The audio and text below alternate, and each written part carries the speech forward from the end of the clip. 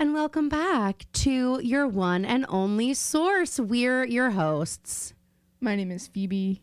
My name is Caroline, and today we are going to be recapping season 1, episode 6 of Gossip Girl, called The Handmaiden's Tale. I just had quite a moment of like, OMG, what? Because 6 feels crazy. Like, it feels like we haven't been doing this that long to already be on episode 6. So I had a moment of fear, like, did I do the math wrong? Did I imagine? Because also I had been watching Gossip Girl with mom a little bit. Like, what were my episodes ahead? Like, were they mixed up on my Netflix? I was watching on mom and dad's Netflix while I was home, and now I'm back.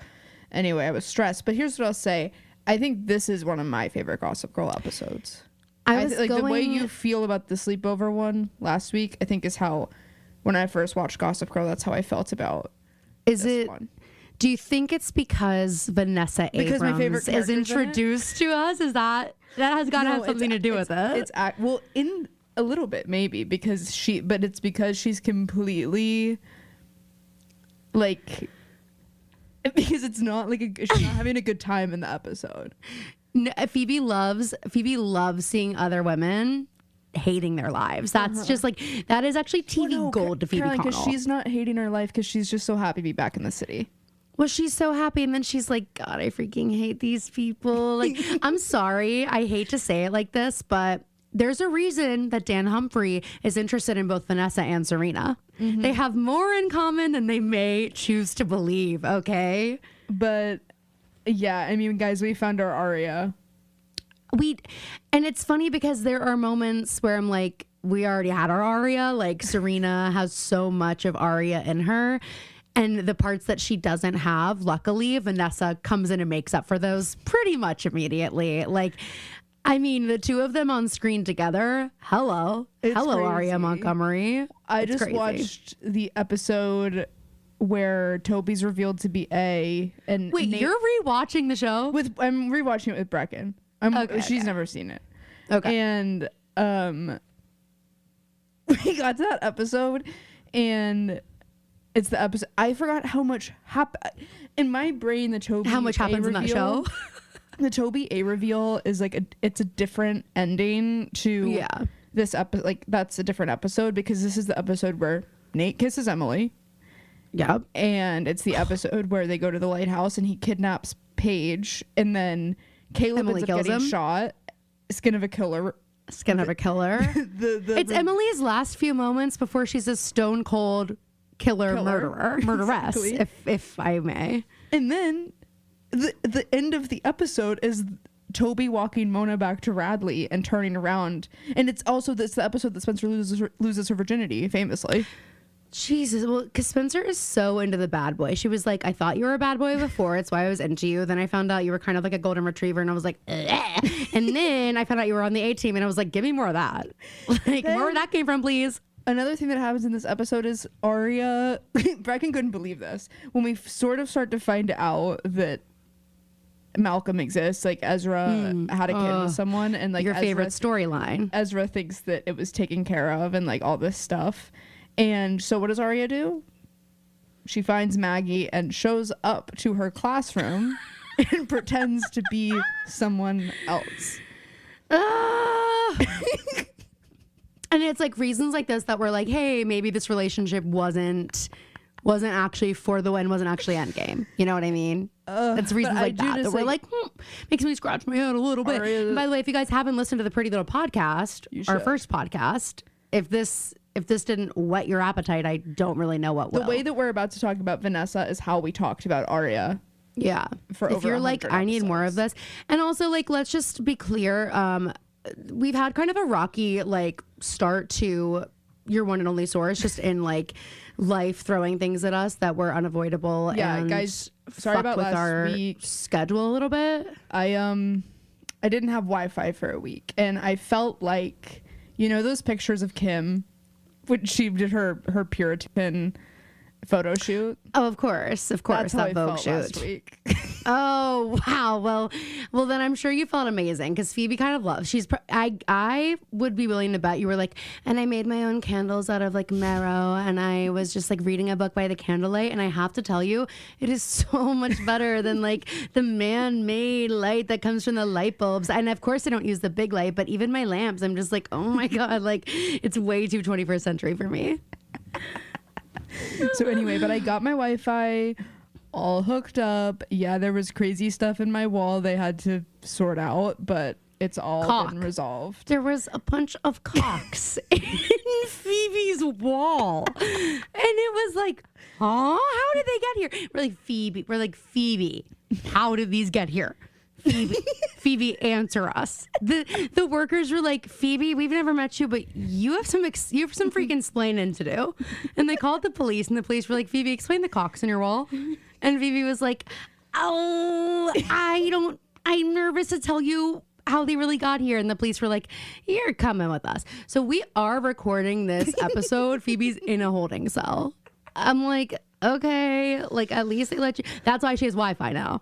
We didn't actually answer how she got the Wi-Fi. She's in jail and they have Wi-Fi there. So, and thank God. Anyway, it's all Coffee from Xfinity came and got me all hooked up. Coffee? His name was Coffee. Epic. Not the first Coffee I've met. Not the first Coffee I've met either. That's crazy. Kind of crazy. Okay, rare. Okay, so anyway, the episode we're doing today. No, I agree and see what you mean with this being one of your favorites. I think one of the reasons it can't be like so hardcore my favorite is because there's just, quite frankly, not enough Blair for my liking. There is not enough Blair. Blair is like waiting all night. And I'm like, can someone pay attention to my girl, please? But also I feel like this is from like the golden age of Gossip Girl when I probably bought this episode also on iTunes because like there are a couple titles that I just like see in my head all the time, and this is one of them. So yeah, I don't know. It's a good one. So let's just get into it. We begin with an opening montage of like royal paintings and photos of royalty, Manhattan's elite, as they're all like at balls throughout history. And we are preparing for our own ball, a masquerade ball. And Jenny Humphrey is playing the handmaiden to Blair. So she's like out doing chores for Blair all day. Mm-hmm. And Jenny is picking up all of the dresses and she sees that there's 5 dresses and she thinks, oh my God. I'm like, Jenny, I am getting a freaking invite. I think it's crazy that she even went there. Me too. You know these girls. Me too. You know like these girls. You're And kind of like pushing your luck a little bit. Like you've gotten a lot already from hanging out. Exactly. Like, on the lips invite, and like, you kind of piss Blair off. Like, you guys are having, like, Blair might be feeling even a little bit, dare I say, threatened by you at this moment, little J, after your stint at the slumber party. You know what I mean? So, like, right now, you had your moment. You had your good moment. Blair gave you her, like, okay, little J, I see you. Now don't get greedy, you know? Now just, like, do what you're told, fall in line. Sorry, I know that's probably not what you guys want me to hear me say, but that's just what I believe. But so Jenny is at this shop picking up the dresses. And the guy at the shop is like, oh, well, here, like, are you going to be going to the dance too? And Jenny's like, I don't know. Fingers crossed. The answer's no. Fingers crossed. Hey, Jenny, the answer's no. The answer's a firm no. And I wish the guy would have just said that. Hey, by the way, I could kind of tell, I could smell it on you that you thought you might get an invite. And I want to let you know, don't get your hopes up. I know these girls. Like, that's what he should have said. But instead, it's like, are you trying to start World War III? Are you trying to start Drum? Why are you doing this, man? Blair. World War Blair. I feel like probably an episode title. That's the name of one of the episodes. At some point. He gives Jenny this like diamond bracelet and he's like, and when you're invited, you can wear this and we're going to put it on Blair's tab. And don't worry, she'll never know. I think she's going to know. Oh, if I had to guess, I think she's going to freaking find out. An insane thing. And it's your head, buddy. It's your head and Jenny's head, buddy. For real. No, this is crazy. I'm like, you don't just trust a teenage girl or anybody, but especially not a teenage girl with a diamond bracelet and you put it on somebody else's tab without, it's a diamond bracelet. How much does that cost? You can't just like willy-nilly throw that on someone's tab. What if something happened to it? That's like, you probably have to sign like a fucking release to like walk out of the store with that. You know what I mean? I'm just thinking about How to Lose a Guy in 10 Days. And at the Frost Yourself party, like, they flipped out when she left wearing that necklace. I just watched that. Oh, I did too, because it's leaving Netflix soon. I think that's why, it's so good. It's so good. And like, the reason I know it's so good is because Kate Hudson is like almost unwatchable at times. Oh, I mean, she commits so hard, and it's like it's so meta, because it's like Kate Hudson's committing so hard to Andy, but then Andy is committing so hard to being, and it's like literally watching through my fingers, like can barely look at the screen. There were certain points where I was like, I'm like, how can she be doing this? How? But I'm like, wow, there literally has never been another girl like that. Because what do you mean she's so confident? She's like, I'm hot enough to act like this. And like, I guess she had an assignment. I mean, what are the odds these two found each other? They were both having competing assignments. That's crazy. That's like, you guys. Okay, what lady in a movie? That's a major and I do love the bar scene where they start talking and they're like, hungry? I don't know the rest of it, but you know how they just like the one words. When we see Kate Hudson being like Andy in a way, what was with everybody being named Andy in these movies also? And what was with everybody being like a PR girl, having like a column and being like, I want more. I want to write about war and famine. Please let me write about it. It's like, girl, we're actually trying to protect you because you're going to write something that's going to get you canceled in 10 years. So maybe just put the fucking pen down. Okay, Andy? But also Catherine Hahn being called a fatty. Are you crazy? Insane. Would kill. And would kill for her figure. She's so funny in that movie. When they open the door to go to the therapist's office and and you see Kate Hudson's like skosh of a reaction. She's like, so good. It's just so fucking good. I just love it so much. Anyway, best movie ever. But one thing I couldn't get out of my head last time I watched really quick is they go in for their first meeting and their boss is like, okay, shoes off. They're all wearing stilettos. I know your feet are sweating and they smell. Like, no. Point. And this is why we work remotely now. I had a thought that I just freaking... Oh my God. I talked over you and now you don't have it anymore. It's completely my fault. No, but it was a really... Fuck. It's gonna like... You know when you forget something and it's like, it hurts your brain? No. Yes, you do. Unfortunately, mine like a steel trap. This happens. I've never forgotten anything. I've never forgotten a thing. You always lose your train of thought. Okay. Read for filth on a freaking Sunday. What the hell was I gonna say? Like the second Sunday of the year, I'm being read for filth by my kid sister. This is absolutely gonna. All right, let's just move on. Oh. All right, well, hey, fuck that thought. Let's just move. If it comes to you, like, and it's not going to derail us, you can bring us back. What were we saying right before you said take your shoes off? You're like, but all of this to say, you were going to explain sort of why we were talking about Andy Sachs. Oh. Well, Andy Anderson. Sorry. Why do I keep calling her? Who is Andy Sachs? Is Devil Wears Prada. That's what I was saying. Of like, oh my God, and Andy Anderson would not be happy to hear what I just did. What is with all the Andys? That's what I mean. Like, what a weird. It's because it's like and a cool girl. They're all in name. the same jobs. I mean, it's like okay, she could be a boy or a girl. Exactly. Like, 100%. It's like it's so they can have the meet cute where someone sees the name written down and they're like, I got to work with this Wall Street guy, and then they go and they're like, oh my God, Andy Anderson. I expected you to be wearing a 3-piece suit and have a comb over, not this incredible blowout. like they have that meet cute, you know what I mean? What I was gonna say about 10 things I hate about you is there is no girl. How to Lose a Guy in 10 Days. Right. There is no girl luckier in the world than a girl with a boyfriend. Period.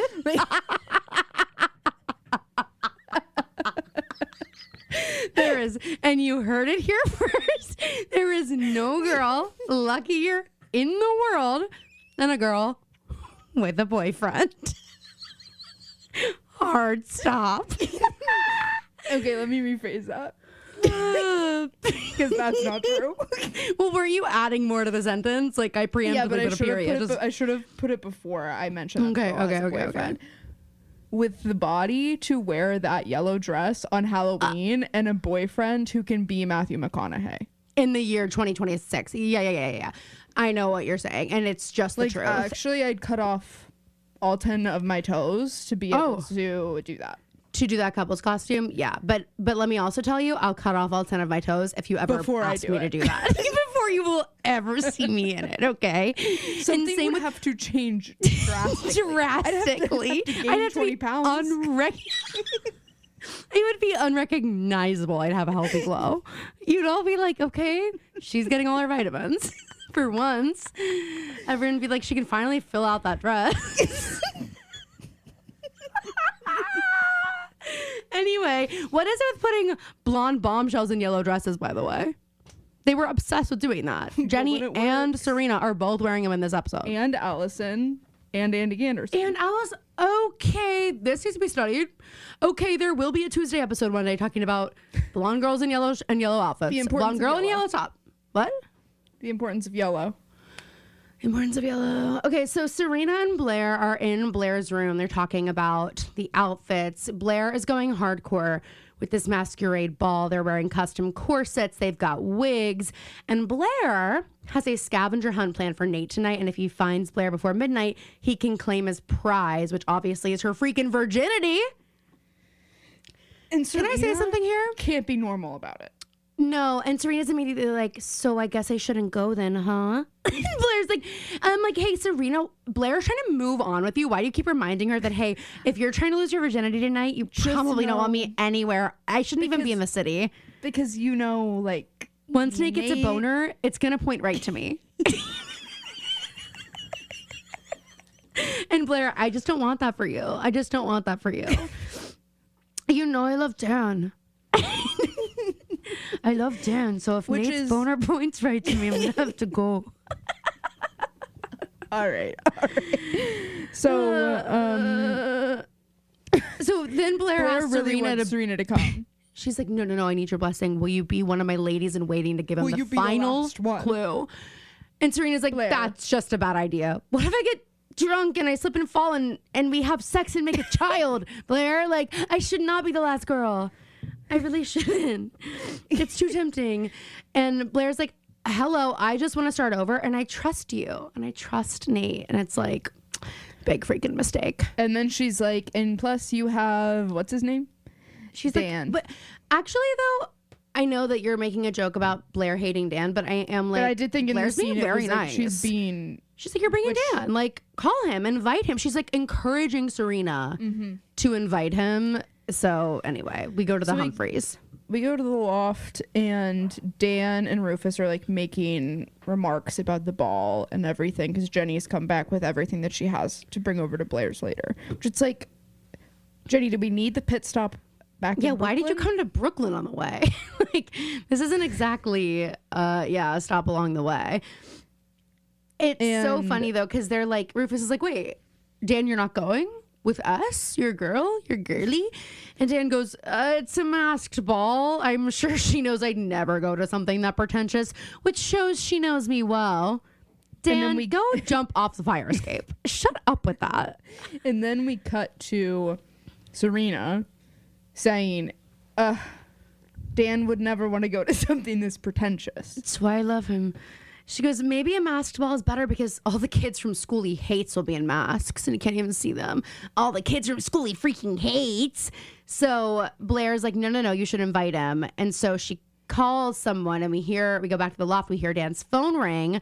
Oh, it turns out it's not Serena Vanderwoodson, but it's Vanessa Abrams calling to see if he still has her copy of The Crying of Lot 49, which I haven't read. Have you heard of this book even? Okay. I looked it up today. It's like a very weird, like postmodern book with a lot of like innuendo and commentary and all these things. It's by Thomas Pynchon. I think that's how you say his last name. And it was also referenced in the OC. So I just think the showrunners are obsessed with this book for some reason because... And they for a broody boy. I bet you Ryan read it. It's... Who did? It's like Ryan's favorite book. It's like the only book that he has in his bag. Well, this is weird because in the OC, Paris Hilton says she's writing her thesis on it or something in an episode. Wait, in what? In the OC. Paris Hilton's in it? I think she's like a cameo. Oh. crazy. Well, I was just like, it seemed like the book that the one singular like beat up book they would put in Ryan Atwood's pouch. Yes, no, totally. But Ryan Atwood can't read. So anyway, Dan goes into his room. He's like, let me go look for your freaking beat up paperback, okay? And Vanessa's sitting in there. Don't do that. No. Hey, don't climb through the fire escape into somebody's house when they're not expecting you. To your teenage boy best friend's bedroom. Literally, don't do that. Inappropriate. Because also, you don't know who's watching and who's going to be like, oh, I could try that. Yeah, I could try. This is the nicest loft in Brooklyn. I could try that. Who knows what could be in there? You know, like it's a treasure trove. Rufus Humphrey's guitar. Yeah, I gotta have this. So Vanessa's parents have now said that Vanessa could come to New York, live with her sister, finish high school in the city, and Dan is like not giving the reaction she wants in any way. Mm-mm. And she's like, I'm back for good, which is like, at first he's like, oh, like a threat. How long are you here? And then he's like, you got a couple hours or what? How long? When do you head back? Yeah. What's up? When do you get the fuck out of here? And then his phone rings and it's Serena and Vanessa's like, I'm starving and I smell waffles. And she goes up to greet Rufus.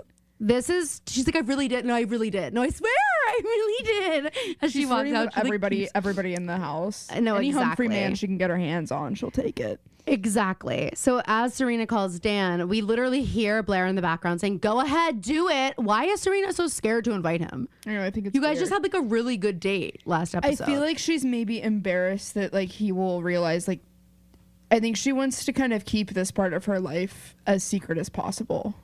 Well, good luck, girl. Have you heard of Gossip Girl? Anyway, Serena's like, do you want to hang out? Like, whatever. And it's pretty obvious, even though Dan was doing all his like hemming and hawing about how he'd rather be caught dead than be there, that he was like dying to be invited to this. At which point Vanessa comes in and says that she missed Rufus's cooking, and Serena hears the voice and Dan says, it's my sister. Why'd you lie? Yeah, I don't understand that.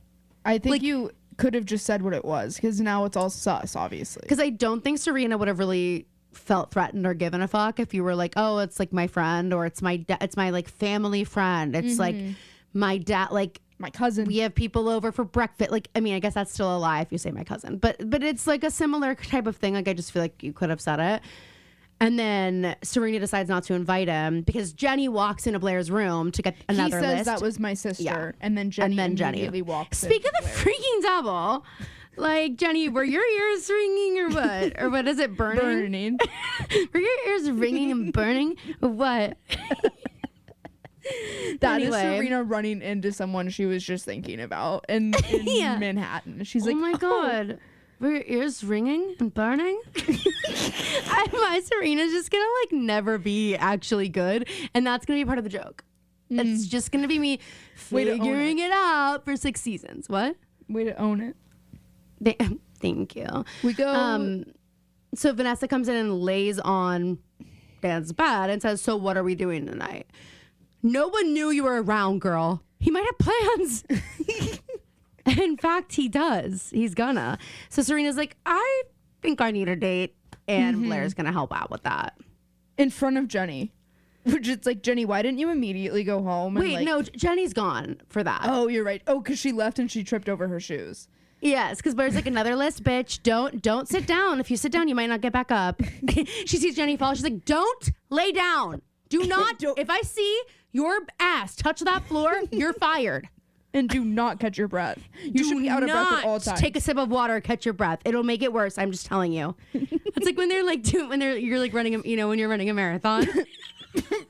Right. And thank you for bringing that up. You know that familiar feeling when you're running a marathon and you're like, I can't like stop for water because like if I stop, like I'll never start again.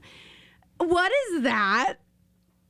Phoebe just, what the hell? Okay, run, walk, 5K. Okay, makes more sense. Which one were you? Run or walk? Obviously, I ran. Well, they didn't have the option for me, which was sprinting. They don't have it written on here because they don't want to make anyone feel bad, but I was actually in the sprinting category. But if you see when I turn it over, if you look on the back, it says sprinted. Right, in big red. Phoebe, is that written in blood? Phoebe, did you run so fast you ran over other people and then you wrote that in their blood? That's crazy. That's actually kind of fucked up. I'm not gonna lie. Anyway, we go to the Archibald residence. And is this our first time like really being here? Yeah. Welcome everyone. Thanks, Caroline. Welcome.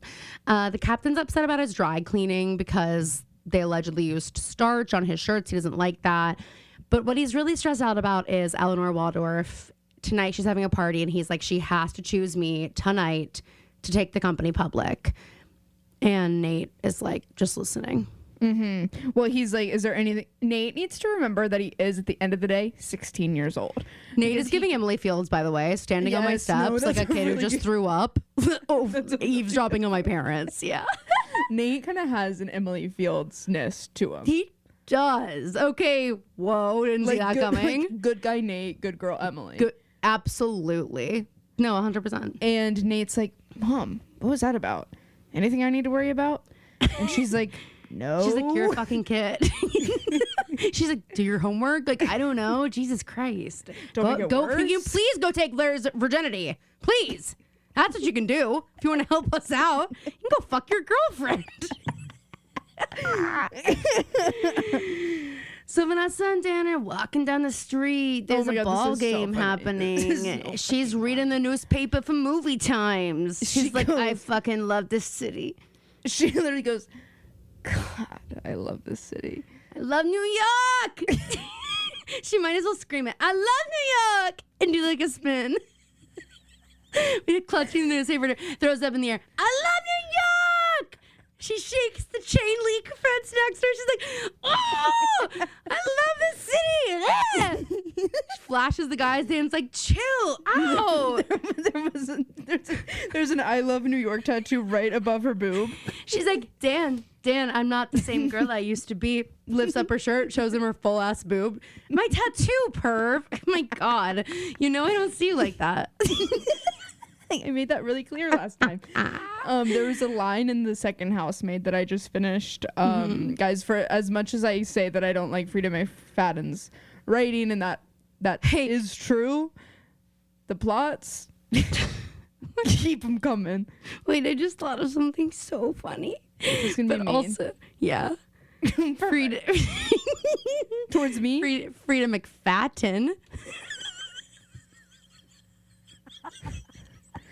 Which isn't what she is. She's I'm not calling her fat. She's obsessed with fat people. Oh, guys, the way that there was this. Well, this isn't the line that I was just about to say, but there is a line in the second, it's actually a whole page in the second book where we're in someone's perspective, and she's talking about when she met this guy, and she's like, I literally ate a salad before I came here, didn't even finish it, and now I see him over there piling food onto this plate. No wonder he has a double chin. And then she's like, oh my God, I'm gonna be stuffed. At least it's a tiny plate. But like, I can't believe. And then she's talking about how like my dress like just fits. There's gonna be like an unwanted like bloat if I eat even a little bit. Every single line, it's like, oh my God, I took one bite of this. It was probably 500 calories. Or there's a scene when Millie takes this girl to McDonald's, and she's like, God, she has this crazy hankering for fast food. She won't shut up about it. She's like, I don't think there's anything grosser than not taking care of your body, by the way. Anyway, there's this line that Millie says that is just like, this is something Vanessa would say. There's a point where she's having to stake somewhere out with Enzo, and he comes back with disguises, and it's an I love New York hat and like sunglasses, and he says, tourist is the best disguise. And she goes, ugh.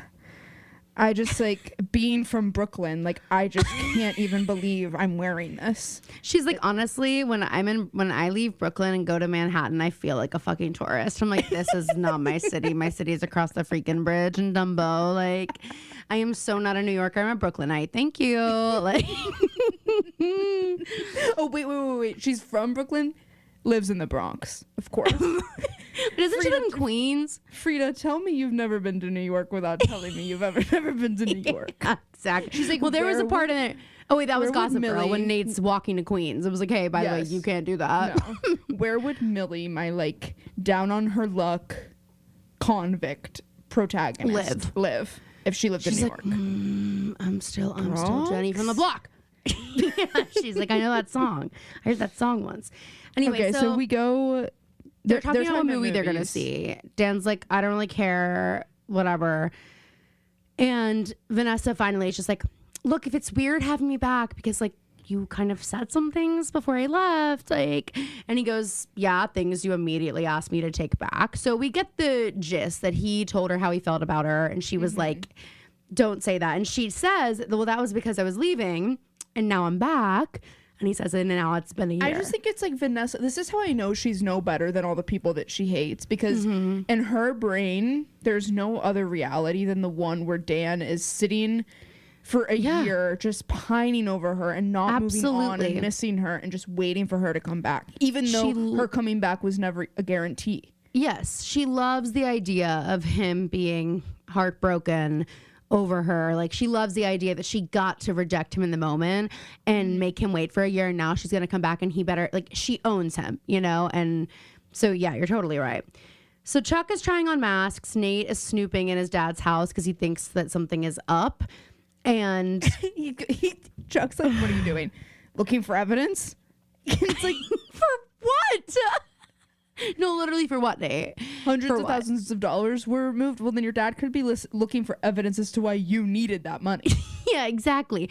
Well, and it's like the money was moved, but then allegedly the money was put back in the account. So I'm like, if I'm Nate, I'm just kind of like, okay, like, I don't fucking know. Maybe like, it was what? a glitch. Yeah, exactly. I think there's been exactly. So Nate is going through a book and a baggie of cocaine flies out. And Chuck is like, hee party time. And Nate's like, it's not mine. I don't do drugs like this, Chuck, you know that. So anyway, he's a little bit concerned. Someone in the house is doing cocaine. My guess is on his mom. It's definitely Emily. Is that her name? I don't or know. like Elizabeth? Are you just saying that because Emily and Nate are, we've tied them in our brains now? Oh, maybe I am. I don't know. We are back at the Waldorf residence and we hear Blair go, who does this Dan Humphrey think he is? We have to help her heal her heart. That's really, Serena. I'm sorry. It's really sweet. Blair being a good friend. Yeah. Blair being a very good friend, she says to Cotty and Iz, Serena must have the hottest date ever. If he's got plans, he'll change them. If he's got a girlfriend, he'll dump her. And if he's out of town, he'll charter a G5 and fly home. Make it happen. Which is just like the fact that Blair would do this, and it doesn't feel like one of those moments where she's like, I'm doing this for you so you get your paws off Nate. Like, she's trying to be a good friend. And I just think we should point out those moments. I agree. Eleanor Waldorf walks in holding a hookah, which Blair is like, Mom, is it a bong, mother? I love them. Is it a bong, mother? I didn't take you for a stoner. Which it is so funny. Eleanor's having a Moroccan-themed party tonight. And she goes, no, it's a hookah. Isn't it just so cute? It'll be perfect for my Moroccan-themed party. Can I be honest? When we get to this party, it's like the lamest party I've ever seen. Oh, it's super lame and the lights are way too bright. Have you ever been to Hookah Buka? There aren't that many people there. Like, it just didn't look very fun. No. Look, I'm with you. You never been there? I've never been to any hookah bars. Well, that's the only hookah bar I've ever been to. I have morals.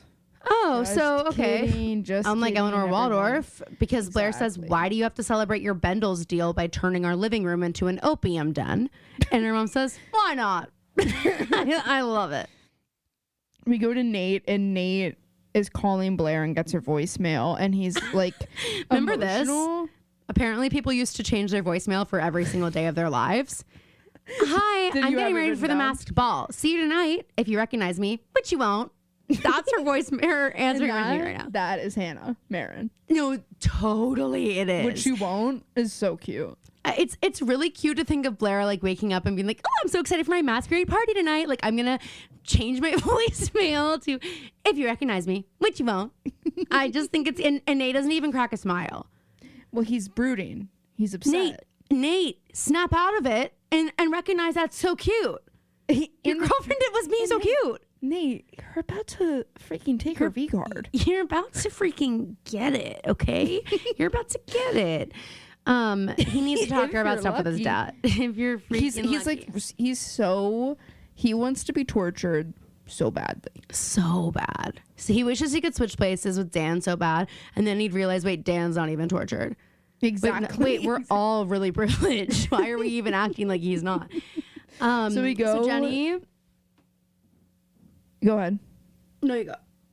We go to Blair's and she's thanking Jenny for bringing everything by. And then she sees the bracelet on her wrist and is like, oh my God, this is so nice. It's vintage. Wait, these look like real freaking diamonds. And Jenny's like, well, that's because they kind of are. I know that Blair is like not inviting Jenny to the party, and that's mean, I guess. No, it's not. Okay, thank you. I feel like Blair's actually like, given the social contract we've all signed on to here, which is that like, Jenny, you want this, you want to be her lady in waiting, you want to be a minion, like you want to be part of this. Like, if we're looking at it like that, I do feel like Blair is talking to her with more like love than she did in previous episodes. Like, you know what I mean? Like, she kind of like, you can tell she kind of like feel, but she's done all the tasks, and Blair's like, it's all part of your education. Like, Blair really is like, I sound crazy saying it, but do you know what I mean? Like, she's sort of like taking Jenny under, like, here's the she thing. could ask anybody to do this shit. I don't think she could do it. I don't think it's Blair. I don't think Blair gets to just invite people to this. It seems like it's a dance for like a bunch of different schools in the area. Well, yeah, and she says freshmen don't go. It's tradition. Exactly. Like it's not like that I'm not inviting you. Yeah. And there's a moment of, oh, sweetie, you didn't think you were going to come tonight, right? And like, I get that saying, oh, sweetie, like it sounds condescending. But there's a moment of Blair really like, oh my God, like feeling kind of like, you see her feel like kind of bad that Jenny thought that. And then her explaining like, it's not you, it's just a freshman thing. And then we find out that Jenny saw the extra dresses and thought one was for her. And Blair's like, you always need a backup, but I promise you, your time will come. Mm-hmm.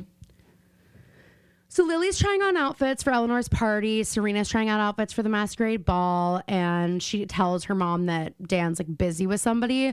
And Lily is low-key relieved because she wants Serena to date around. Here's the thing, though. I did see a moment first of all, I thought this was a really great scene for their relationship. Like, it showed them being like having a good time with each other, not fighting. And it was a sweet scene on both of their behalfs. But I also think there was a moment where Lily was excited to hear that Serena was going with Dan, or could be going with Dan. And then there was a little bit of disappointment that she then was like, well, you need to date around at your age. But I think initially, and I don't know if it's because of Rufus, the Rufus of it all, like it keeps bringing them together that their kids are seeing each other. Yeah. But I did sense that she was a little bit like, oh, I kind of liked having him around. I also wonder if there's a part of Lily, like, I don't remember when Lily and Rufus like met and started dating, but I wonder if it was at a similar age as Serena, and she's like, look, I like signed away my life to this guy when I was your age, and then like, I wish I would have just dated around a little, like, you know what I mean? Like, instead of following Rufus around wherever, like maybe there's a part of Lily that like wants that for Serena, but also I feel like there's a part of Lily that's like, oh, well, because she was like finding reasons to be around Rufus before, but she also was like keeping the line there. And now I thought it was crazy she invites Rufus to Eleanor's party. Like, I thought that was crazy. I forgot that this happened so early. Like, I'm like, oh my God, like this is kind of an insane thing to do. And I feel like she wouldn't have done that if Serena was going with Dan to the ball. I like, do agree. You know what I mean? Like, it's almost like, well, then she had permission to kind of do that. And obviously the kids still don't know that she's with Bart, because Serena's like, well, do you have a hot date tonight? And Lily's like, no, who would I be dating? And then this is the part where Serena's giving Aria. And I wonder if you noticed it, but we got to go through this. So, okay, Serena gets a message from Rich Boy the Fourth. That's his screen name. And hey, if Cody anybody listening to this ever gets a message from someone named Rich Boy the Fourth with that kind of don't open picture, it's a bot. It's a scam. Hey, by the way, that's a bot. It is funny. This is so obviously a pre-bot world, because Serena's not worried at all. And she clicks and goes to like what is supposed to be like his MySpace profile. And here's what we get there. That he's got a quote that's featured on his page. It says, "Lend me some sugar. I am your neighbor." Okay, Outcast. here are his like achievements that are listed on his MySpace page. Senior at Dalton High School, varsity lacrosse captain, president of Dalton Sailing Club, Dalton Track and Field, Dalton Polo captain, all city swim team. And then under that it says who he'd like to meet: Angelina Jolie, Lindsay Lohan, Halle Berry. So I guess those were the hotties of the time. And Serena goes, he's no Dan, but I guess he'll do. That's crazy. You're right about one thing. He's no Dan. He is certainly no Dan. And she's EMing. Oh my God. She's IMing with this guy. And we see that one of the messages she sent him before he's like, what are we doing tonight? Says, he's like, how are you? She goes, good. A little stir crazy. And I'm like, and if that ain't art, it's just her a different way of saying wander. I have wanderlust. I was having a good day until I got hit with wanderlust. Now I'm just like yearning. Now I'm just like a little stir crazy. You know, I want to go to Morocco for real. My mom's going to a Moroccan themed party tonight, and I'm just like, God, I gotta get back to Morocco. I just think it's funny for her to be like, I'm a little stir crazy. I know. Well, I also, this isn't necessarily directly related, but I do love when they put the lines in the show that are like, these 16-year-olds are like, yeah, when I summered in Morocco. Yeah. It's like, and they're talking about it like they were alone. This episode is sponsored by BetterHelp. Listen, you guys, we're all seeing it, the new year, new you propaganda. And let me just be the one to tell you, 2026 does not require a new you, but a less burdened you would probably be nice. And I believe everyone deserves that. And I also believe that therapy can really help you get there. And if you have listened to this podcast for even 1 minute, then you probably know that I'm a massive advocate for therapy. It has helped me a lot. For a really long time, the concept of a new year was literally petrifying to me. I didn't want to think about any goals. I didn't want to discuss them. I didn't want to make a vision board or write anything down, because then if I didn't achieve them, to me, it felt like I was a total failure. And that was really scary to me. I had a lot of fear of the unknown. I was plagued with self-doubt and felt this immense pressure. And all of these things together just honestly made me want to shut down. And to tell you the truth, I still feel all of those feelings, but I now know that I can get through these. These are not insurmountable feelings anymore. And therapy has been the biggest game changer when it comes to just how I move through life, feeling these tough emotions. With therapy, I'm really able to understand why these fears are so paralyzing and where they're coming from, and then how to work with them instead of running from them. And just knowing that I've got a weekly standing appointment with somebody who is going to offer me this unbiased perspective, help me to see things more clearly, help me to understand my emotions and what's going on, and also just to kind of help me pick up the pieces when things inevitably fall apart. Because I don't know what 2026 is going to bring, but girl, what I do know is there are going to be some rough patches. There are going to be bad days, but I also know that I am strong enough to get through them. Nothing is insurmountable, and I have got an amazing support system to back me up. I want the same thing for you. So in 2026, I want you to reframe therapy as self-care. It is a gift that you can give to yourself, and you deserve it. And BetterHelp can help make it really, really easy. They've got quality therapists. They work according to a strict code of conduct. They're fully licensed in the US. And one of my favorite things about BetterHelp is they have a therapist match commitment. So they're going to do the initial matching work for you so you can just focus on your therapy goals. They will send you a short questionnaire that helps to identify your needs and preferences. And then they're going to use their 12 plus years of experience and industry leading match fulfillment rate, meaning they typically get it right the first time. And they're going to find you someone who is hopefully a total match. And if it isn't, you can switch to a different therapist at literally any time. They are one of the world's largest online therapy platforms. BetterHelp has served over 5 million people globally, and it really works. They have an average rating of 4.9 out of 5 for a live session, and that's based on over 1.7 million client reviews. Guys, that's a lot. BetterHelp makes it easy to get matched online with a qualified therapist. Sign up and get 10% off at betterhelp.com. That's betterhelp.com. Like it was like a reckless summer where they were partying in Morocco as a 14-year-old. Well, it gets crazy because like they kind of do. Like when we see them summer, Blair's like, I don't know if it's at the end of the season, but she's like, let's go to Paris. And like my understanding is Eleanor Waldorf is nowhere to be found. You know, like I don't know. I don't think. So then we go to the loft. And Dan is calling to tell Jenny that Vanessa is back in town. And then he sees a Gossip Girl post about Serena. This is interesting because, like, the laptop's open. And it's like, okay, Dan, did you just write this? And now you're reading your work. It is such a weird thing for Gossip Girl to say, if not Dan. And again, it begs the question, like, do people send these tips in? I don't know. The update on Gossip Girl was sometimes the fairy tale ending requires the knight to get off his ass and saddle up his steed. And then Dan gives a look at the computer like he nailed it. And I was like, oh, he just wrote that. And he's like, kind of killed that. All right, better get off my ass and go saddle up my freaking steed now. I'm gonna take my own freaking advice and go get the girl.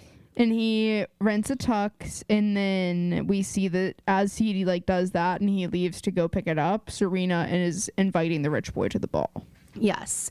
And then there's a knock at the door, and it's Nate. And of course she's like in lingerie, because what else would she be wearing when she's going stir crazy? And she's like, come in, let me just cover up. And they're talking about the coke that he found in his dad's place, and basically Serena's like the only person who cared because Chuck just wanted a bump and Blair's phone was off. And Nate's like, I mean, he was having money troubles, like now I'm finding this coke, it's kind of making sense, and I want to be there for my dad. And Serena says, well, if you're right, your dad is probably really scared, you should tell him how you feel again. And they like hold hands for a weird second, and then she's like, you should go, you got to get the fuck out. I'm getting horny. She's like, okay, time for a panty change. It's time for you to go. She goes, oh no, you have a boner and it's pointing right at me. Great. I was expecting this to happen later, but maybe you can get it out of your system now. So we go to the loft, and Vanessa comes in and starts prying into the love life of her best friend's father. I understand that they're family friends, but have you ever had a family friend where you would feel comfortable asking the parents any questions like this? No. We just have to know, we're so immune to it now, but she does call him Rufus. She fully first name basis. And that's how we know Cousin Aria loves when Vanessa's in town. Loves it. Vanessa's like, wait, you don't call your parents by their first name? It's like a sign of respect. Like we're all on the same level here. Aria, you gotta get in on this. Aria. It's freeing. It's liberating. Aria, why did you just call her mom? Sorry, why did you just call her mom? You mean Ella? You really should be calling your parents by your first name. It's so infantilizing not to. Also, can we talk about what what Vanessa's wearing? She wishes her name was Venera. She wishes. Oh my God. She's like, okay, well, now that I'm moving back to New York, I was thinking of going by Venera. It's just like I've met a Vanessa before. Whenever she like I was about to say whenever she's like at Starbucks ordering, but she never goes to Starbucks. Has never been to Starbucks. She like gives Venera in a way where like she can be like, I said Vanessa, and then like she gets her cup back and she's like, Venera. But this kind of suits me. Okay, today it's Venera. And then she posted it on her story, and she's like, when the local shop next to her face. Wrong. What is funny is with this show, when I imagine them like posting on their stories, even though Instagram didn't exist, it is in the like first ever like Kelvin filter. Like I see the like bad camera quality of the first iPhone. Like I literally picture it that way when I think of these things. You know what I mean? I feel like we did the posing, the posting. Like Pretty Little Liars had such a different energy. Totally. Than these fucking dorks. What's also funny, none of them have iPhones yet, and it is refreshing because the iPhone did come out. It came out in 2007 when the show aired, and I'm sure we'll see them get them next season, but it does show that like the iPhone supremacy didn't exist yet at this time. It was still very much like the BlackBerry. I also feel like the first one was like so expensive, and it was kind of like people were like only a few people wanted to. It was like a break. Yeah. So she's wearing a snakeskin printed dress, black faux leather leggings, black pumps, a silver short-sleeved cropped hoodie, and a gigantic blue belt. Okay. Aria's what the hell is that? Is emptied out. Oh my God. Literally, they do a closet swap every Thanksgiving, she and Vanessa, like for sure. Oh my God. Because they can't throw anything away. Oh, no. They're like, and in their brains, they're like, every Thanksgiving, it's like, even if that's mine that I had last swap, it has a brand new life because I've grown in this year. Absolutely. Like, and just pair it with a new accessory, a quote, new accessory onto my freaking closet. And it's and now you got a brand new dress. Vanessa probably like she dreamt up Depop and then somebody else like got to it first and she's never forgotten gonna let that. anyone forget That's her whole story now, is that she actually had that idea first. She's like, yeah, I mean, it's a great idea. I just wasn't, I had the idea literally years ago. I wouldn't have monetized it. I wouldn't have monetized it, and I definitely wouldn't have made it so that you have to use like a phone or the internet to get there. Like whatever happened to a good old thrift shop, whatever happened to a good old clothing swap party. Like anyway, so but Vanessa like notices that Rufus is dressed up, and she's like, I would ask if you have a date, and he finishes, but my wife left me. Okay, how about both of you shut the fuck up? Little much. Also, what is Rufus wearing? He's wearing like an oversized brown suit. He looks ridiculous. I thought it was gray. Like a dark gray. In my mind, it's brown, but maybe he might have gray. put a brown jacket on over the blazer. Maybe. Oh, maybe. But it's because the shirts, everything is monochrome, and then there's like a floral pattern on the tie, but the tie is the same color as the suit and the shirt. Yeah, I thought it was all brown. I might be wrong.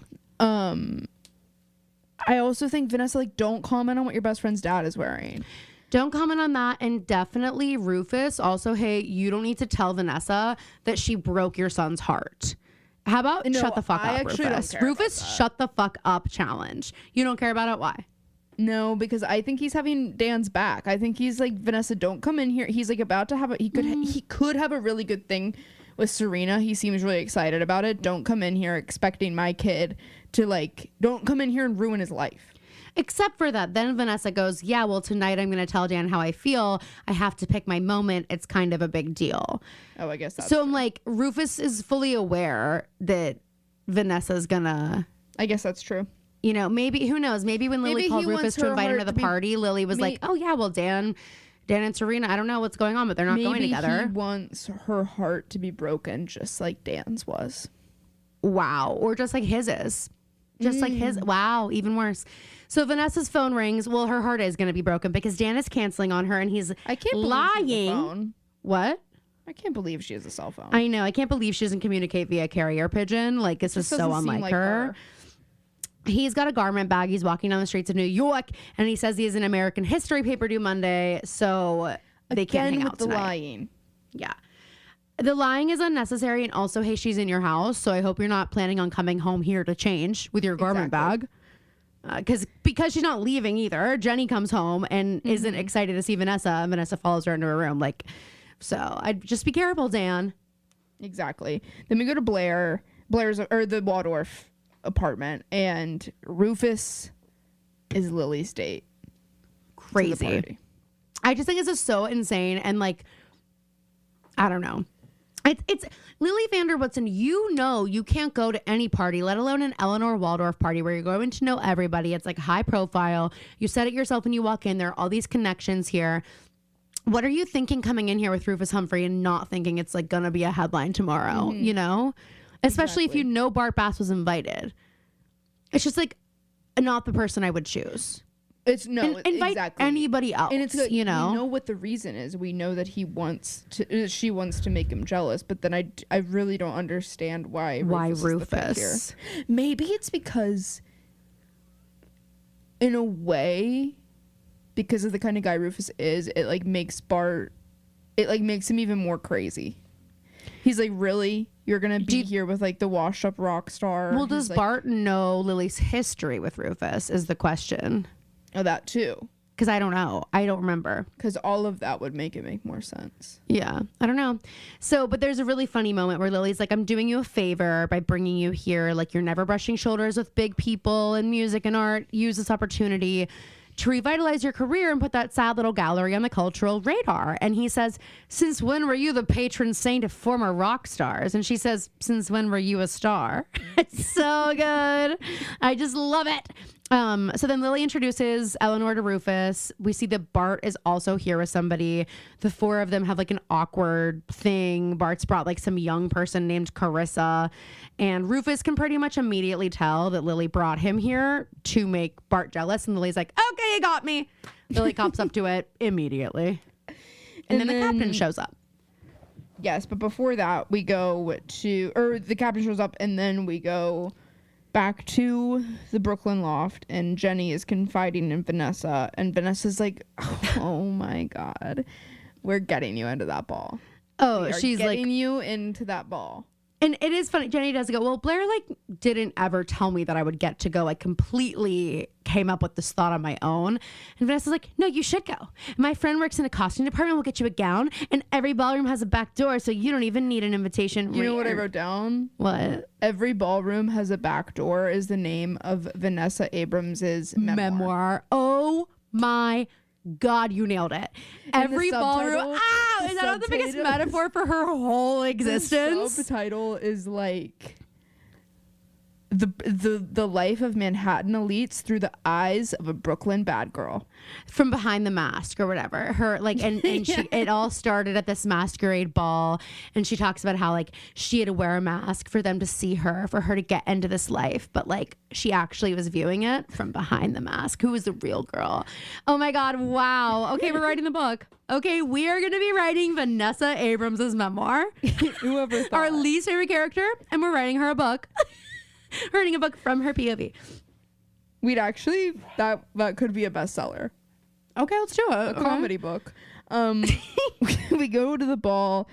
Dan is outside with this like super drunk kid, and he's like telling him how to get up to Midtown, and he's like, watch out for the cars, and also maybe you'd see better without this mask. Let me have it. And then he starts walking away, and he goes, hey, and also what's your name? And do you have a name? Jack Altman. And so Dan, genius, one smart move. Dan uses that name to get in to the party. Then somehow Vanessa, it's like, does Vanessa know everybody that's working the event? Like, it seems Very like weird. it. Because she was like, thanks so much. Like the guy's like doing her solid, letting them in. I'm like, you're not getting like let in by these people. You would have to sneak in. Yeah. And Jenny's like, thank you so much. And Vanessa's like, we'll deprogram you later. I just have to say, I just still think I would recognize everyone. Jenny And that's especially. always my complaint with masquerade balls. I'm like, I agree. and also I'm just not wearing a mask I have to hold up to my face the whole night. No, I thought that about Blair. It's not happening. Like she It looks has great, to but be. I'm like, you're standing in the middle of the floor holding that thing to your face. And also, I'm sorry if I am Blair and I'm like setting up a scavenger hunt and I want my boyfriend to find me so I can lose my V card tonight, and I'm wearing a mask that doesn't really hide my face. If my boyfriend doesn't find me before midnight, even accidentally, broken up, dead to me. And Nate is basically looking at her the entire night. The entire night. Looking at her, but definitely not seeing her. No. And there I said it. Serena and Jenny both in their yellow dresses. Mm-hmm. What's with Serena like and her audition for Dancing with the Stars? Did you see the big like heel pop that she does? I was like, huh?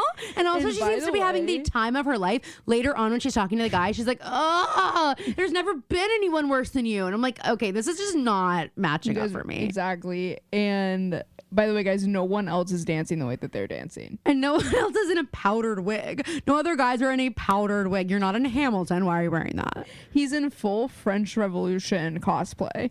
But It's so weird to me. not as the revolutionary. He's And they're dressed as, like, I literally might as well hear them go, dancing the rumba. Serena Vanderwoodson and Rich Boy the Fourth. Like, it is really weird the way they're dancing. It's so kind of hilarious. Dan is like watching this happen, and he's like, oh my God, I can't freaking believe this. When I see recognizes Vanessa walk Serena back in, I'm immediately. like, still here? We Yeah, he see Vanessa, recognizes her she immediately can't- because she can't get enough. She can't get enough. But also, no, but I'm saying like the masks don't work. You're right about like he recognizes her immediately, until it's his sister later. Bizarre. Which it foreshadowing. It's troubling. Foreshadowing for when Serena's his literal sister. Vanessa comes back in, and one thing that I did think was weird is like before Vanessa says goodbye to Jenny, she's like, and this is ugly, and takes her entire purse, and doesn't give a purse to her, gives her a fan, and then so it's almost like she did this on purpose. It's almost like she knew everything Jenny would need is in her purse. Like leaving the bag at Matthew McConaughey's apartment. Precisely, Phoebe. Got the with the Knicks parallels tickets. are hard to ignore. Exactly. That's exactly what it is. And also, she doesn't know Dan's at this party, so she has no way of knowing that Jenny's like gonna be getting home safe. She doesn't even have a Metro car now, bitch. And she is like, hey, she forgot her house keys. Can I sneak back in? Chuck and Blair have a moment of chatting because Nate is sucking at the scavenger hunt. Blair's upset, and this is when Chuck notices Jenny. Chuck says, I wouldn't need clues to find you. Ooh, and she goes, yeah, and you probably wouldn't. What did she say to something about ravishing flower me or something. Yeah. So I love this part. Jenny gets her revenge. Chuck goes up to Jenny, doesn't know it's her, kisses her hand, sees her bracelet, says she has great taste. And Jenny says, apparently not. I'm talking to you. And he says, beautiful and mean. I've got chills. Like, that is so funny to me. And so Chuck Bass. Jenny rejects dancing with him. And she's like, why don't we just go somewhere quiet to talk? And he is all about it. This is such a good moment for Jenny, honestly. She's going to find him. She's going to find him in 5. Or he's going to find her in 5. Yeah, so we go back to the Moroccan themed party. The captain is talking business with Eleanor. Is coked up. He is coked up, and I'm like, could we have a little bit of like a personality that's not just like, I need this freaking deal? Like, that is the energy he's brought to the Moroccan themed party. Hello, smoke a hookah. Take a load off, Cap. Take a load off, Cap. No, he's only on uppers. And Eleanor's like, I'm just confused. Like, I don't know, because you've never done fashion before. So I don't know why I'm going to trust you with this. These other people have a great deck. It's like done a lot better. And then Mrs. Archibald sneaks in.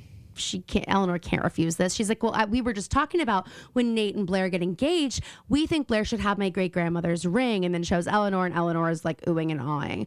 Because it's the one that her grandmother was given by Cornelius Vanderbilt. Yes.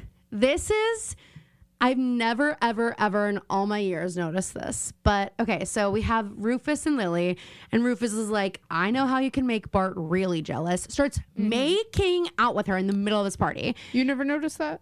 No, I never noticed that. I never noticed what's happening behind them. Have you noticed Eleanor Waldorf watching this happen? Because let me tell you, way more entertaining than the actual kiss.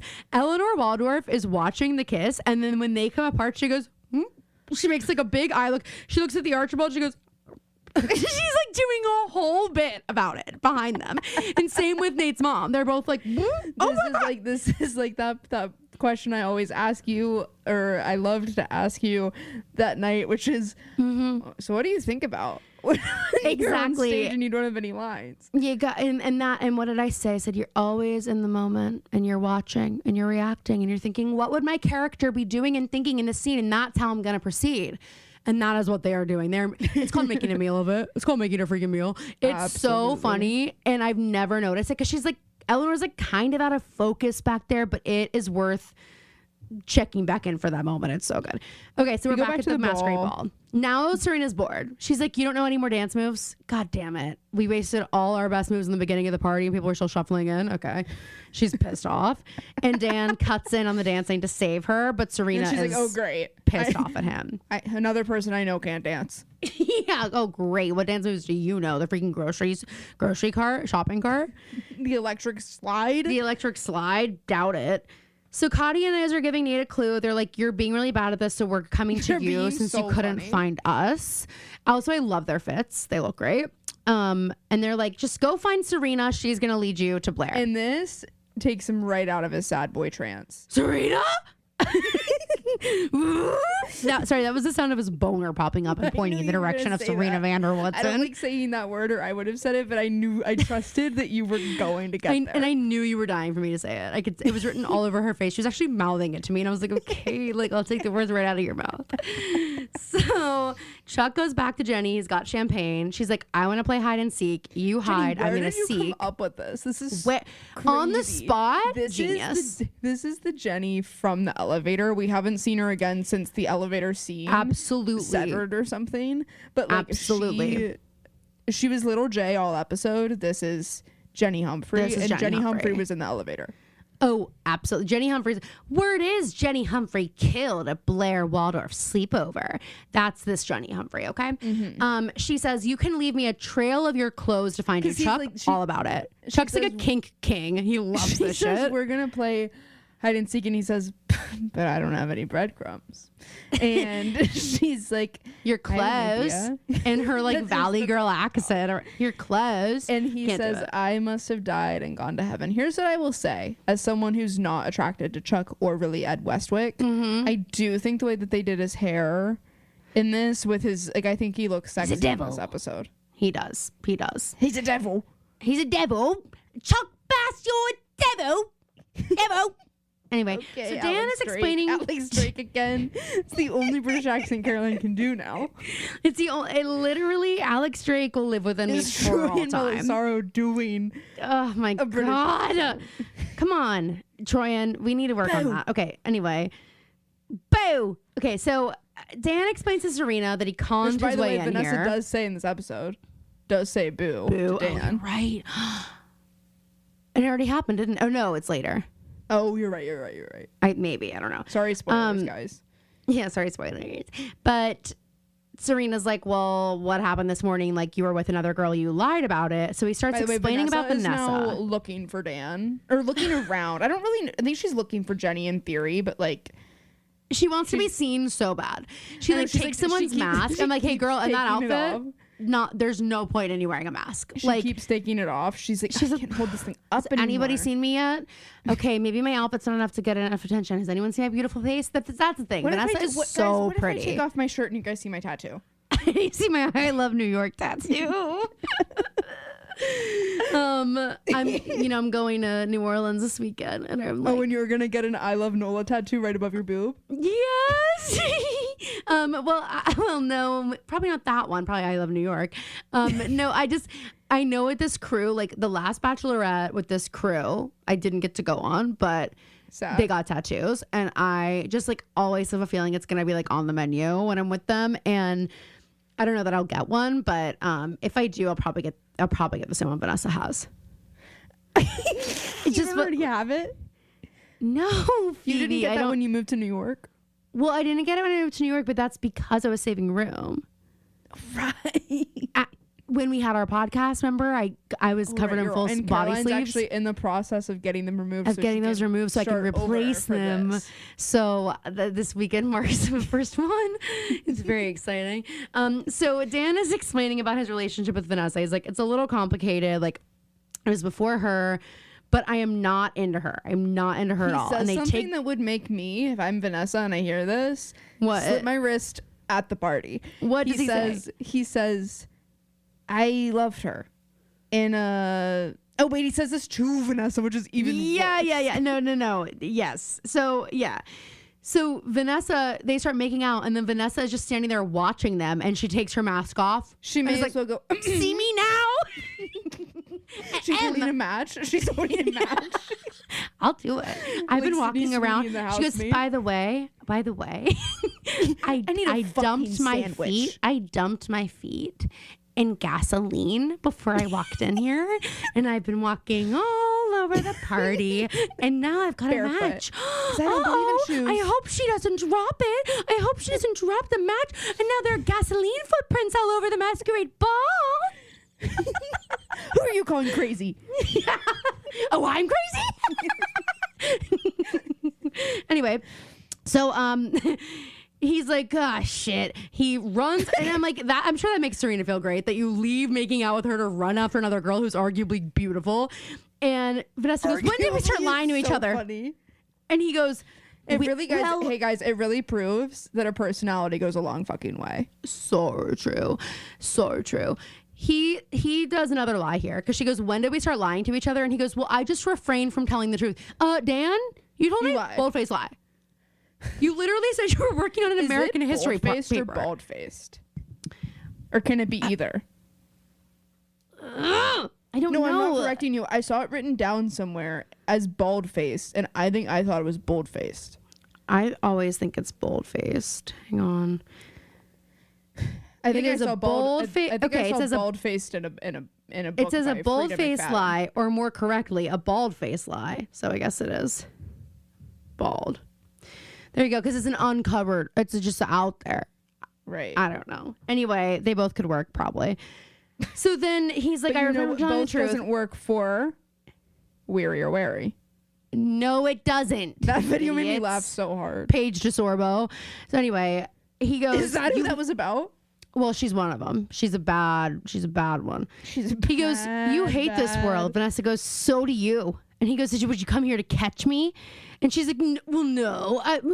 And she ends up saying to him, you said you love me. And he says, this is evil. He goes, loved you. First The way he first says dagger it. in my heart. He, like, shakes Next his one he goes, head. in the past, in a pre-shaving 16-year-old kind of way. Things have changed. Vanessa says, clearly, looks like someone's traded up. Ah! That is a harrowing exchange. I'll just say it. This is what I meant would make me strike the match. Oh, completely.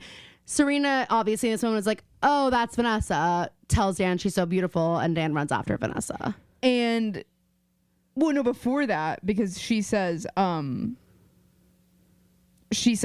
you're saying you're not into old friend Vanessa anymore. And he says, you're saying you're not into pompous ass the fourth anymore. Which, I just want to say, Dan, you're pompous. Yeah, you're kind of You might not pompous be pompous ass about vibes. the things that everybody is here, but you're pompous in your own way about your own things, and you're more annoying about it than anybody is here. Totally.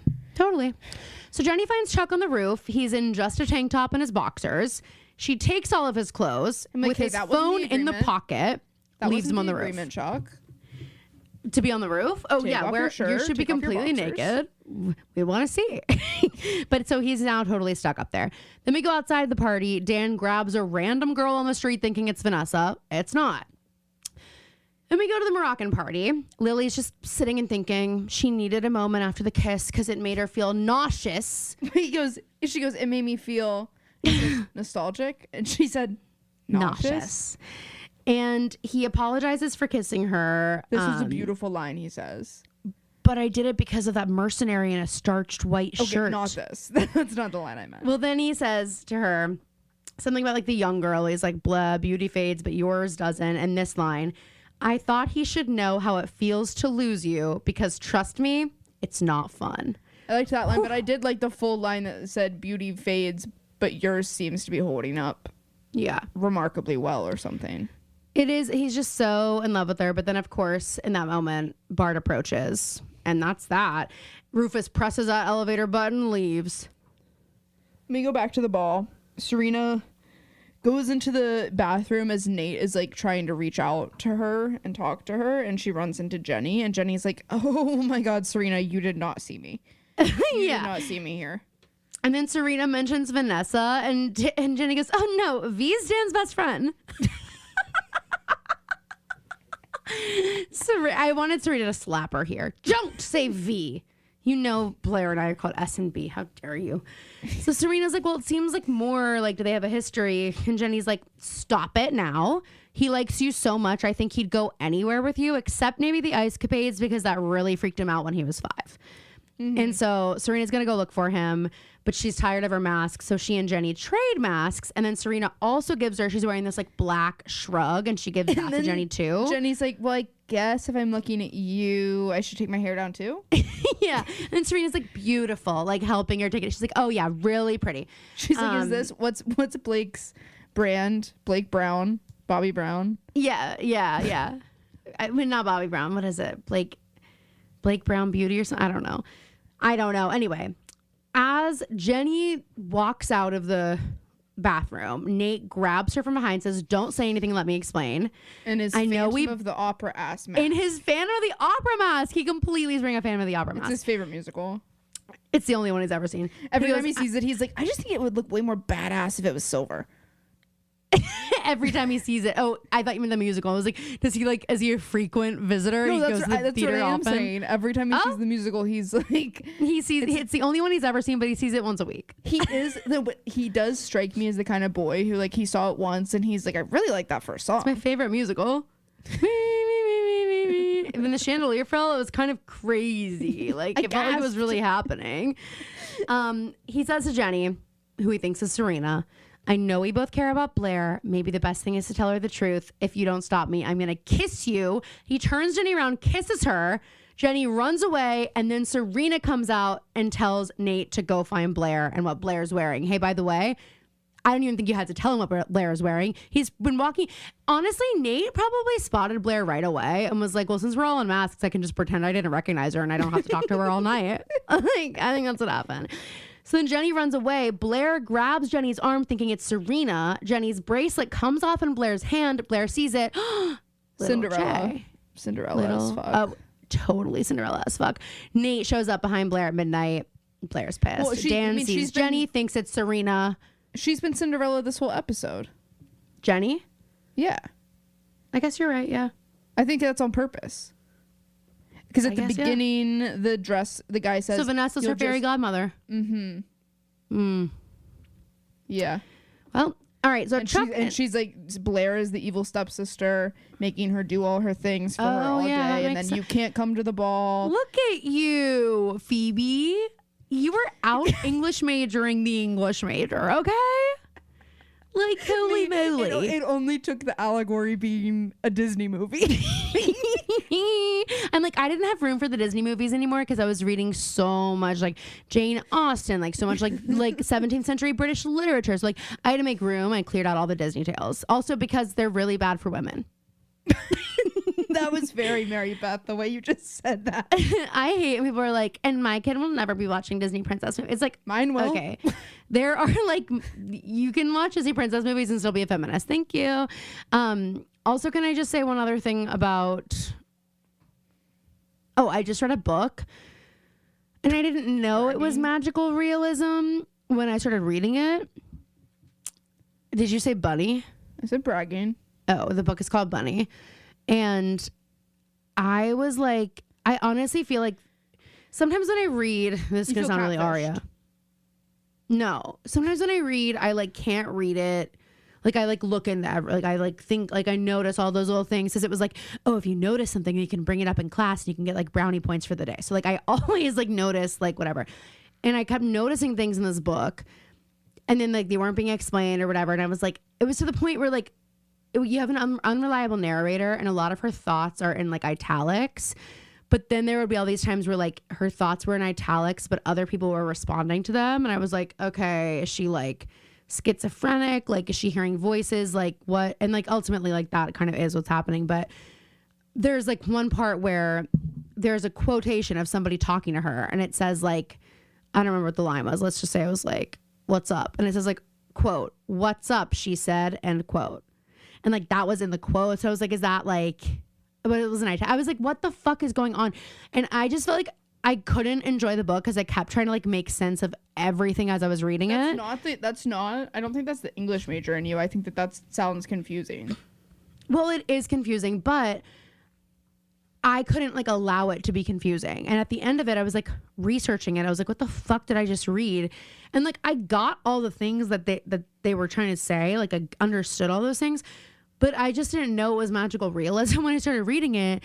And I think if I would have known that, I would have been like, okay, because apparently nothing is supposed to make sense in magical realism. So that you're not supposed to like, but you're trained to read like the author put everything in there for a reason and like everything. But it's like, it's still true, but you have to be okay with like it never being like answered or never finding out if like you're right about any of that stuff. And it's like open to your interpretation, like whatever you think. And I don't fucking like that. I feel like if I'm going to commit to reading an entire book that's weird, that I should at least have the payoff of like knowing that the things that I noticed mattered or were right. And I think that way of reading ruins some books like that for me.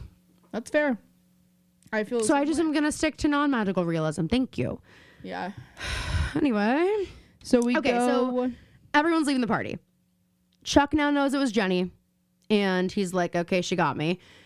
Blair goes to get in her car. Nate follows her. She's like, I don't fucking think so. No happily ever after for you. You didn't find me by midnight. Fuck you. He says, Chuck, I will see you in the AM. Yeah, and Blair says, no, I don't think so. I don't think so, honey. She's like, all I wanted to do was start over and you didn't even try. Oh. Yikes. And it's true. And we see Serena's original date leaving with Cotty and so they're going to have a threesome. And Dan runs after Serena. He's like, oh, wait, no. He's on the phone with her. But she's like right there. She's like behind him, watching him call her. And he's like, why'd you ran away? She's like, you ran away. He's like, no, you ran away. And they're like, no, you ran away. And they just keep doing that. And then Dan's like, well, this is what you were wearing. And he describes Jenny. And then Serena comes up behind her and he's like, I like you. She has Jenny's back. She's like, well, there was more than one of me tonight, but I won't. Oh yeah, it's a good point. She doesn't say that Jenny was there. He tells Serena that he likes her and only her. She says she feels the same about him. They have a big old kiss. And then a sweet moment. Serena's like, I heard the ice capades are coming to town. And he says, if you're there, so am I. I know. Which I thought that was cute. Sweet, especially because he doesn't know that Jenny told her that. So it's like, it's not a joke to him. And she could have, anyway. Uh-huh. Ooh, so this next scene. This is how you know. If you had any, I don't know, about Captain thoughts or whatever, now you know how to feel about him. Now you know how you're supposed to feel about Captain. Nate gets home, sees his parents. We find out Captain closed the deal, but we're not really feeling like we're in a party mood. What's going on, Mom, Dad? What's going on, Pops? Why are we partying? Why are we partying? You sealed the freaking deal. If I'm these parents and my son just got back from a party, don't you think he would have brought it with him? No, that's a really good point. Like, why is it just, and why would your kid stash it where the bottle opener is? Yeah, wait. What? Because also, did he put it somewhere else? Is she walks in and, Nate walks in and they were like having champagne and he was like, she says, I was going to find a bottle or a wine opener or something. Mm-hmm.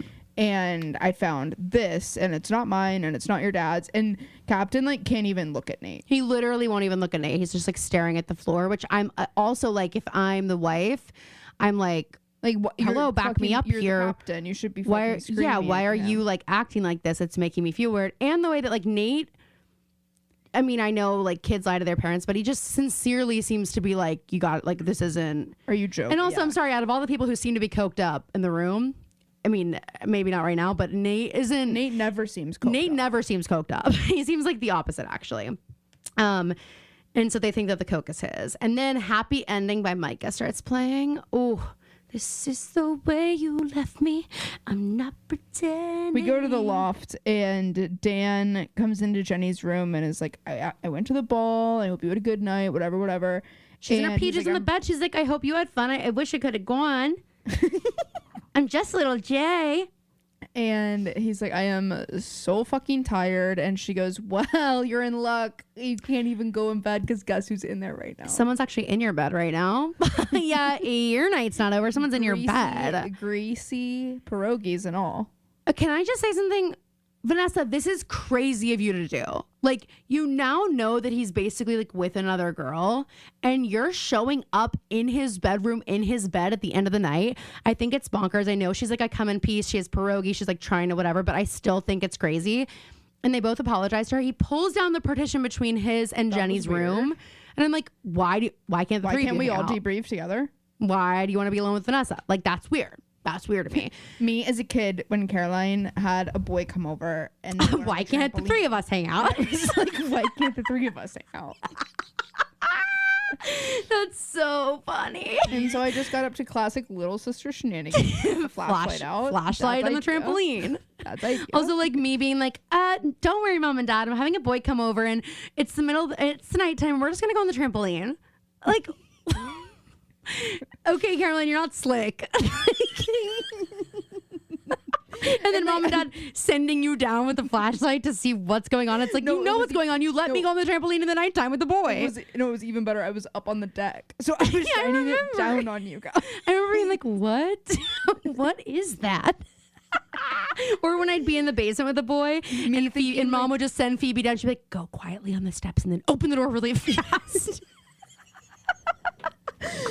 Dad like telling me to go take the flashlight outside, and I'm like, Dad, that is genius. They can't see a thing down there. They could break their neck. They probably need this. What if they're trying to flip? What if they're jumping around too much and they don't notice the edges?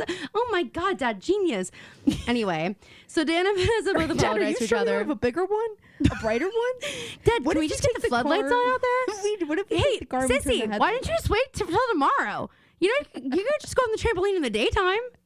What, is it going to rain tomorrow? Anyway, Dan and Vanessa apologize to each other. They're like, blah, blah, blah. And they miss each other. Dan starts opening up to Vanessa about everything. And he immediately starts just complaining about Serena. He's like, I really like Serena, but God, her mom's always ragging on me. And her best friend's a freaking psycho. Oh, and her best friend's boyfriend. He's even worse. Oh my God, he's the biggest issue. Yeah, exactly. All complaints. And Vanessa's like, perfect. This is exactly what I wanted you to say. All right, so that is the episode. That's the 6th episode. We're moving on to the 7th. Our synopsis for this one, it's called Victor Victoria. Serena and Dan finally say how they feel. Thought they just did that. Betrayals echo across New York as Blair and Jenny each learn a secret. I don't remember what happens in this one, so I'm looking forward to it. It should be good. All right, you guys, thank you so much for listening. We love you. Again, sorry about last week, but from here on out, we hope it will be just smooth sailing. Tell the planets and the universe to just keep us in their good graces, okay? So we can really hit our stride, but we hope you're enjoying. Let us know what you'd like to see from us. We love you so much, and we will see you next week. And splurge.